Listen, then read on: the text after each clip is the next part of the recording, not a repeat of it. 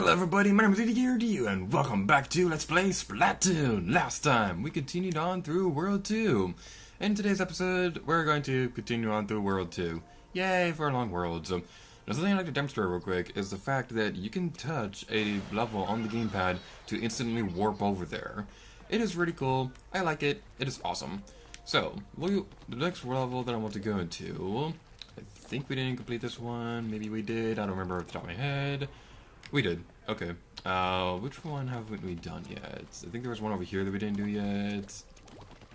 Yay for my lack of planning, even though I've been recording footage for this Let's Play for months. So anyway, we only have like 3 levels left in this world, if I remember correctly. I'm going to complete 2 of them in this level. Next episode, we will complete the boss of this world. So that's what we'll be doing this level. Oh, this run. Oh boy, this is gonna be fun. That's an Octa Striker! Beware of the Ink Striker! Get it out of the way when you see it coming! Ink Strikes, just like in when you're playing online, they are instant death, so yeah, that's not where you're gonna be that fun of an experience. You can hide the ink so that he won't target you, but as soon as you get out of the ink, he will target an Ink Strike at you. This is kind of a good way to teach players how to avoid ink strikes when you go into online mode, because a lot of the weapons you're going to see when you're playing online, a lot of people are going to be using ink strikes, so that's something, so I guess this is the game's way of teaching you how to avoid them. I wish they did something like this for all the super weapons, because the ink strike is the only one that they do this for. I don't know why they did that, but it's just a thing that happened. And if you started a new profile for this game, this area may seem familiar to you. That's because this area is the same area that you'll see when you open up the game. I recorded footage for this, but I decided not to show it yet because there's something that I'm planning on demonstrating a little bit later in the game that also demonstrates that opening cutscene. You see a little glimpse of it on screen right now, but like you'll see what this area looked like during that opening cutscene. That opening cutscene basically teaches you the controls of the game, telling you can swim in ink, and you can cover the enemy's ink in your own ink, and just things like that. There's a bunch of enemies over there. They will not be affected by the ink strike because it is from their own team, just like it is in online when you're playing online. So you need to be careful of dealing with these guys indeed. I really like how the Octarians who are submerged in their own ink, they have swimming goggles on them. This is a really cute little detail. And there's squeegees over there. That's so cute. I just love the squeegees. I understand some people don't like them, but I am not one of those people. I love the squeegees. That's so... Oh, that was cool.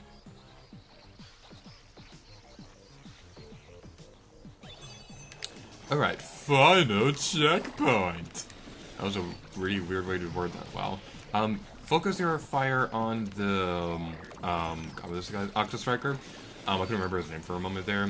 It is a good idea to take out his minions because, they can be a bit of a nuisance if you don't deal with them. But I like to focus my fire on the Octa Striker because, this guy doesn't really have a whole lot of HP, all things considered. Zapfist ahoy! Bomb!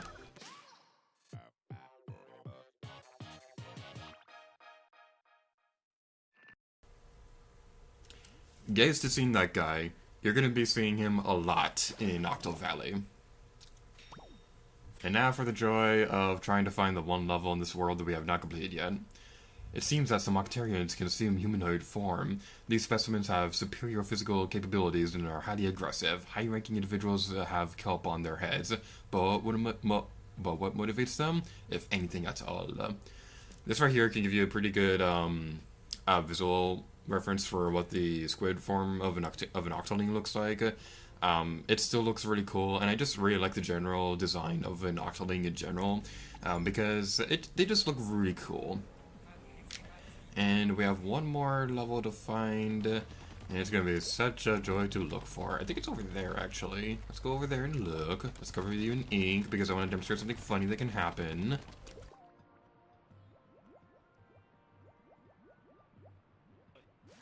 Eventually he'll take off the ink. It's funny. It doesn't do anything, but it's just a really funny little detail. And we go over here, and our final level, Spreader Splatfest.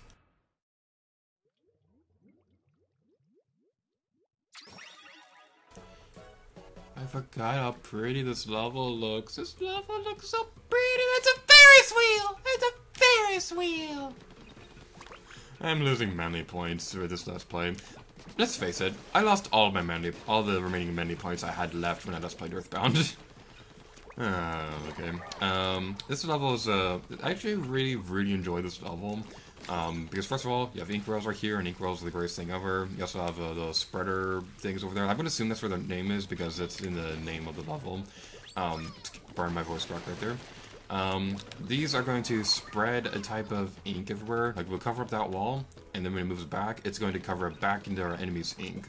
So I like to cover the spreader itself with ink, and then just climb on that. This might be a little bit harder to do if you're playing on the amiibo levels, and because when you're playing on the amiibo levels, you only have like a splat roller or charger with you. I don't remember exactly off the top of my head what the squid does, but I'm going to assume it's something funny or interesting or something like that. So what's your favorite food? Mine is Krabby Cakes. My favorite food is pizza. I also really like waffles. Waffles are awesome. And Pinky Government, if you're watching this, is probably all like, oh my god, you like waffles? Why don't you like pancakes, you fiend? I don't know. Where's the second scroll? I remember now. I think we have to go down here. Somewhere around here. Yep, there it is. I found it! This is... The sunken scrolls, honestly, these are hidden in very clever locations. I have to give Nintendo credit for their ability to hide these sunken scrolls. I just noticed that light bulb. There's a light bulb illuminating this area, and I got distracted by that deep background detail because that looks. Oh, there's a blimp right there. The background details in this level are awesome. This may very well be one of my favorite levels in terms of visual style, because it just looks so cool. I don't think there's anything down there worth mentioning. Is there anything down there? No, there isn't. Okay. There might be, and people are probably going to be yelling at me in the comments like, oh my god, you missed the most interesting Easter egg in the entire world. How could you do such a thing? Stradiactarians, in cold blood, because we're monsters. We feel like a monster. Whee! One of the bigger reasons why I prefer playing as the Inkling girl is because I really like the voice clips that she has compared to the Inkling boy. Because like whenever she's, for example, when she's doing the super jumps, she'll be like, Whee! Whee! This is so adorable. Alright, so enough fanboying aside over for the Inkling girls. We have to wait. Alright. You know what? Look, something shiny. Shiny is your death. Sink me, you did it! I'm just gonna take a moment to appreciate that Ferris wheel over there because it just looks so pretty. That reminds me of something funny that happened one time. There was a carnival near some old apartments where I used to live, and when I was a teenager, my sisters and I were going to the carnival. There's a Ferris wheel there. It sounded rusty, but it was perfectly safe. So at one point when it stopped, I was all like, "Do you guys hear something?" And then I like jumped down, and it scared them so much. It was awesome. The ink spray during a turf war vanishes almost immediately after the battle ends. How environmentally friendly and incredibly convenient. This right here will tell you all the possible color combinations that you can have when you're playing online. There is an option to make it possible so that only specific colors will appear, this is specifically for colorblind players. And I think this is really cool that Nintendo did that.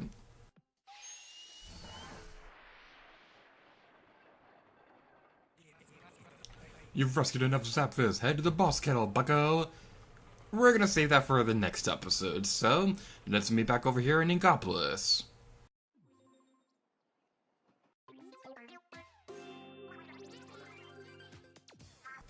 Hold on to your tentacles. It's Inkopolis news time. Let's unveil the current regular battle stages. Alright. We should go camping here on our day off. Why camp when I could just be lazy at home? I love bomb rousing just before the time limit ends. I call that technique Infinite Tears of Heaven. And now the current ranked battle stages. Splattastic. I remember learning about this place at school. Yeah, we studied it in Ink Battles 101. It's tons of fun to go on top of the spinning walls. Yeah, until you lose your lunch. Until next time, stay praised. Oh boy, Piranha Pit. Will this stage ever not be in the stage rotation? Okay, let's hope we have a much smoother recording session this time around than we did last time, because, oh my god, that last recording session, that was not a very pleasant one indeed. If nothing interesting happens during this match, then I may end up not even using this footage, and Camp Triggerfist might be the only match we see this time around. The reason why I only had one match demonstrated in the previous episode was because when I was recording the footage for that, my roommate actually kind of went into my room and she took forever to get out. So I decided, you know, I'm not even going to bother keeping it. So yeah, Piranha Pit. There's really nothing else new to say about this stage. Well, that was cool. I'm going to booyah that. Whenever I see one of my teammates splat somebody on screen, I usually booyah because, like, I like to provide support for my teammates because it's good to be supportive of your teammates. Somewhere around here. Is that you? One thing that's worth mentioning is that the piece of armor that I'm wearing, I have a special called Recon.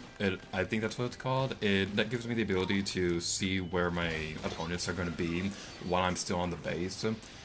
So that's just something that's going to be pretty interesting. Alright, so again, I don't know if I said this on a match that I'm going to keep in the video, but something worth mentioning is that Kraken. I'm stuck in a corner with a Kraken. Can I get you? Yeah, got you! Okay, that was kill. I'm really glad that I kept that. I may keep this match anyway, even if we lose. I may keep this in there because that was pretty cool. I'm gonna keep that. What I was saying a moment ago was that whenever I have a image of what the gamepad screen is going to look like, the way I do that is I go into Miiverse and I take a picture, I take a screenshot off of Miiverse. I can't do that for this game, unfortunately, because the fact that you cannot go into Miiverse while playing online. Which begs the question, that button on the Nintendo Switch that lets you capture in-game screenshots while you're playing the game, why couldn't that be on the Wii U? That would have made Pikmin 3 so much easier to record. I'm gonna booyah that because, you know, supporting teammates and all is a good thing. Why didn't you booyah back? I feel lonely now. I'm just kidding. We're doing really well on this match. I hope this is a trend that stays with us. It's also worth mentioning that Splatfest is yet again the only multiplayer mode that is appearing in ranked battles right now. I don't know what it is, but it seems like whenever I've been playing online lately, ranked battles, Splatoon is the only ranked battle mode that's available. Alright. Okay, we got one more person. I kind of feel bad for that sniper because, like, we got them a lot of times throughout this match. So, yeah. Hopefully they don't think that I'm, like, intentionally seeking them out because I don't do that. We did it! The winning animation for the Inkling girl, when she has the bucket, is honestly one of the more adorable winning animations in this game. It's not my favorite one. We'll likely see that a little bit later in the Let's Play when I decide not to use the bucket. I know I've been using the bucket a lot, but this is my favorite weapon in the game, so you're going to see me use the bucket a lot.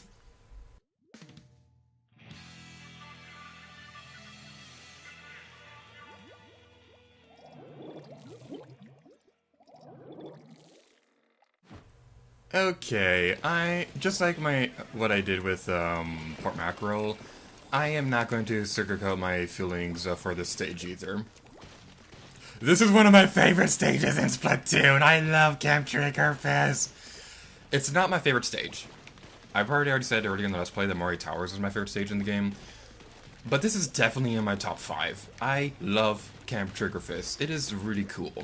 You have two giant land masses divided between like a river. And there are several ways that you can go between them.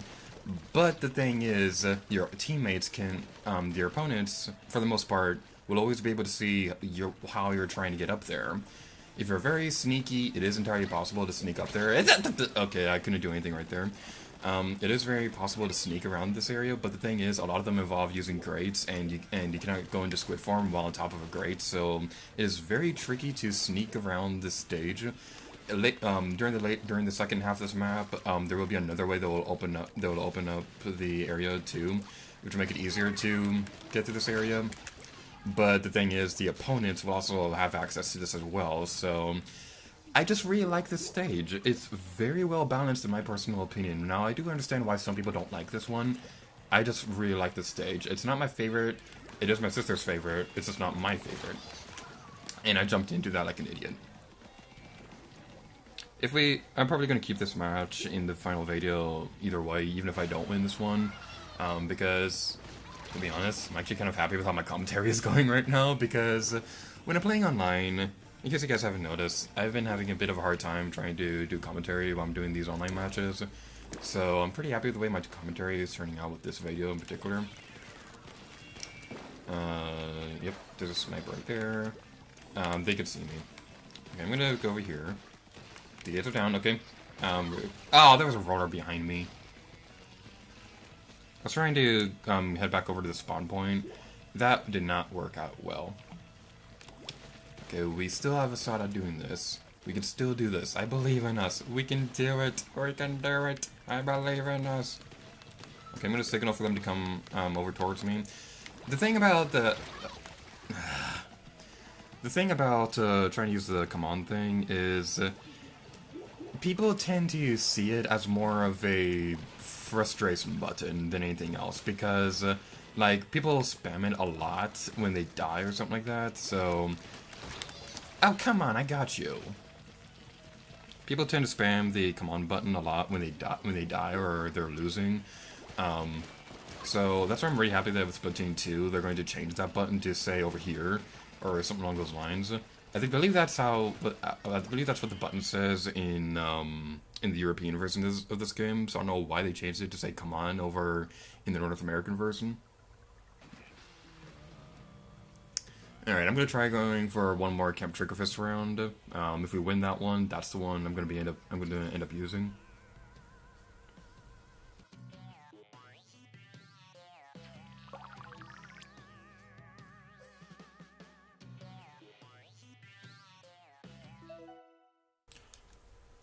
Okay, this gives me a good chance to demonstrate something.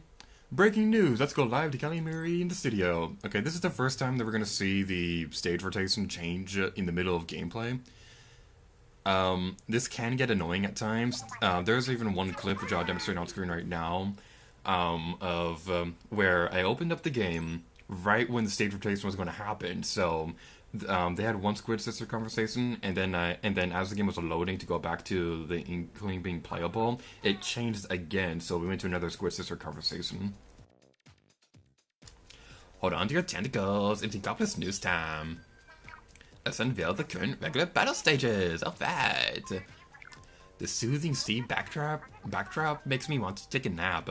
Everything makes me want to take a nap. Mary, what's your strategy here? For starters, don't battle if you have the hiccups. And now the current ranked battle stages. Fantastic. Running around an empty mall is surprisingly fun. It's good exercise if nothing else. Try flanking your enemies, then move in for the krill. You just couldn't help yourself, could you? Until next time, stay fresh! I don't know why Marie is so angry about Callie about making that krill pun, considering the fact that Marie is the one who usually does the puns. Okay, so I'm getting the video off right here. So next episode, we're going to be checking out the multiplayer maps that are currently available right now. And we're also going to be continuing on with World 2. So thank you guys so much for watching this episode of Splatoon. And until next time, let it gear to you. Oh yeah.